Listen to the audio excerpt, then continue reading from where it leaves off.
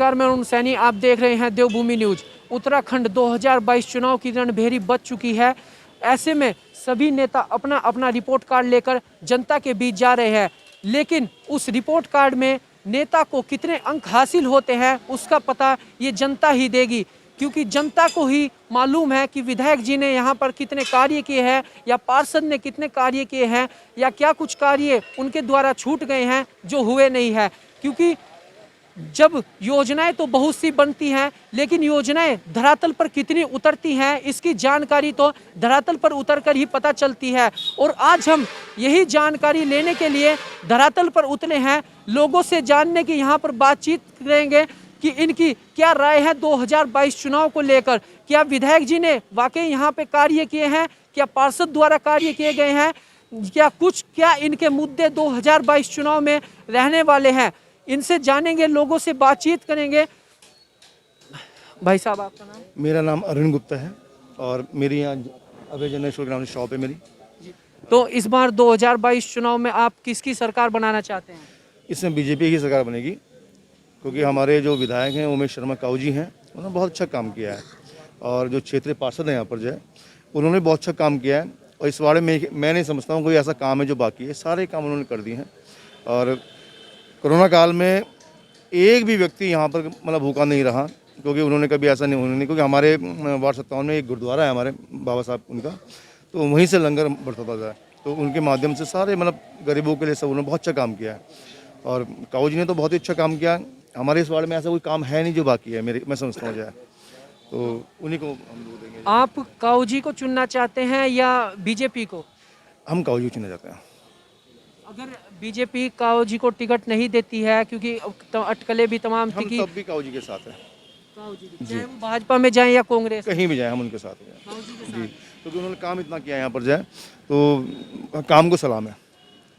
हमें तो ऐसा आदमी चाहिए जो कि 24 घंटे हमारे साथ खड़ा हो, और काऊ जी हमेशा हमारे क्षेत्रीय लोगों के साथ खड़े रहे हमेशा जाए, तो उन्हीं को वोट देंगे हम काऊ जी को जाए।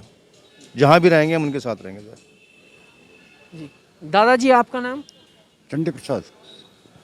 आप 2022 चुनाव में आप किसे अपना मत देना चाहते हैं? आप किसे अपने प्रत्याशी के रूप में देखना चाहते प्रत्याशी के रूप में बीजेपी को ही देखना चाहते हैं, और शुरू से देखना चाहते हैं। कांग्रेस तो शुरू से ही निकम्मी रही, न सरकार ने कुछ किया। जिन्होंने इतने साल में कुछ करके दिखा दिया, चाइना पाकिस्तान वगैरह सबको धमकी दे दी।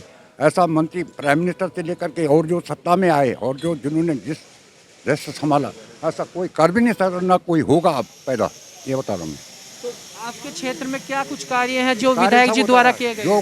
जो लोग यहाँ पर जो ये व्यवस्था में जो बाहर से जैसे लोग यहाँ काम करने आते हैं, रोजगार करने के लिए, उनको राशन हमारे स्थान मिला। उनके लिए जिस समय 2020 में लॉकडाउन था, यहाँ पुलिस लाइन के पास उनके लिए गाड़ियाँ व्यवस्था की गई थी, उनको घर भेजा गया। उन्होंने भाई हमारे को मालिक काम नहीं दे रहा, तो ऐसी समस्या नहीं, सब हल होता रहा। यहाँ पर हमारे सामने राशन पड़ता रहा लोगों को, बस इतना हम जानते हैं। मतलब कोई समस्या का समाधान है ऐसा नहीं। बीजेपी ने बहुत काम किया। जब से ये बोलते हैं लोकतंत्र, पहले हमारा हिंदुस्तान में जो लोकतंत्र कुछ नहीं था, सब गुंडागर्दी थी। नेहरू खानदान से लेकर उन्होंने कितने मर्डर कराए वो हमें पता है। जनरल तक वो खुद बयान देते। आजकल जगत सिंह बर्न, उनको पता है सन 62 के में कुछ नहीं मिला उनको, ऑमनिशन हथियार। नेहरू ऐसे बोल गया। ये आप बड़े बड़े लोगों से सुनते हैं, जो बड़े बड़े चीफ मिनिस्टर रह गए। अभी बिट्टा से सुना होगा आपने, उसके क्या क्या बोलता है, मारने की कितना साजिश की गई थी, आपने सुना होगा। बस इससे ज़्यादा क्या बोलेंगे आप? तो इन लोगों ने किसे यहाँ पे हमने बात की, ये यही कहना है कि हम यहाँ पे जो चुनेंगे भाजपा को ही चुनेंगे। इन्होंने कहा कि जो भी कार्य है वो उमेश शर्मा काऊ जी के द्वारा, पार्षद द्वारा यहाँ पे बहुत से कार्य किए गए हैं, और अगर काऊ जी अगर अपनी पार्टी भी बदलते हैं तब भी ये काऊ जी के साथ ही रहेंगे। अभी हम कुछ और लोगों से भी जानेंगे कि उनकी क्या राय है 2022 चुनाव को लेकर। भाई साहब, आपका नाम? राकेश कुमार। आप किसकी सरकार यहाँ पर बनाना चाहते हैं 2022 चुनाव में?